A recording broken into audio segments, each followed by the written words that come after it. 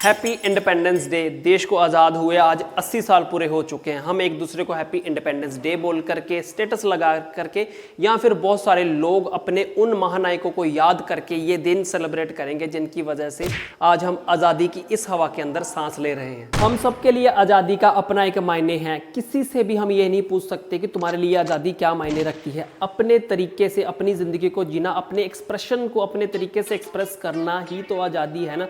यही तो वो फ्रीडम है जो हमारे पुरखे चाहते थे कि हमें मिले, और इसके लिए वो लड़े ताकि आने वाली जनरेशन एक फ्री थिंकर्स हो। तो जहां तक फिर आज़ादी की बात आती है, अपनी बनाई हुई गवर्नमेंट्स को अपने तरीके से क्रिटिसाइज करना ही मेरे हिसाब से आज़ादी है। इससे उल्टा अगर मैं सोचूं कि सिर्फ मेरी ही थॉट्स मेरी हैं और मेरे ही एक्सप्रेशंस मेरे हैं, तो फिर यहाँ पे फिर से मैं गलत हो जाता हूँ।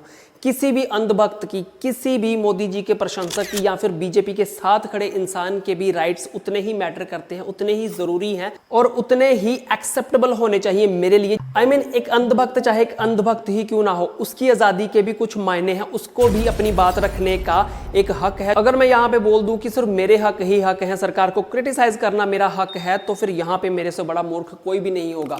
जैसे मेरे हक मेरे हैं, वैसे ही एक अंधभक्त जिसको हम कहते हैं, उसके राइट्स भी उसके लिए उतने ही मायने रखते हैं। अंधभक्त को भी ये हक है कि वो सरकार की किसी भी हद तक जा करके किसी को बिना हर्ट किए प्रशंसा करे और सरकार के गुणगान करे और सरकार के लिए ज़्यादा से ज़्यादा उसके जैसे अंधभक्त तैयार करे।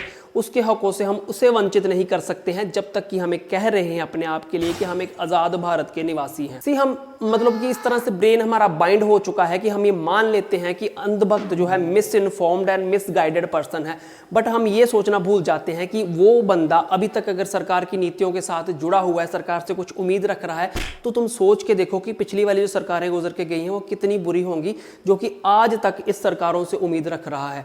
ये भी एक रीजन हो सकता है कि अंधभक्त के अंधभक्त होने का, जिसको भी कभी भी डिनाई नहीं किया जा सकता। यहाँ पे प्रॉब्लम अंधभक्त या फिर सरकार के सपोर्टर्स बिल्कुल भी नहीं है। प्रॉब्लम है तो सेलिब्रिटी इन्फ्लुएंसर्स, बहुत सारी सेलिब्रिटी इन्फ्लुएंसर्स आकर के हमें ये बताते हैं कि क्यों सरकारें बहुत अच्छी हैं, फिर हम इनकी बातों में आ जाते हैं और हमारी दुश्मनी जो है आपस में और ज़्यादा बढ़ जाती है। इन लोगों को धरातल के ऊपर आकर के किसी के भी किसी पर्सनल एजेंडा से या किसी से भी कोई लेना देना नहीं।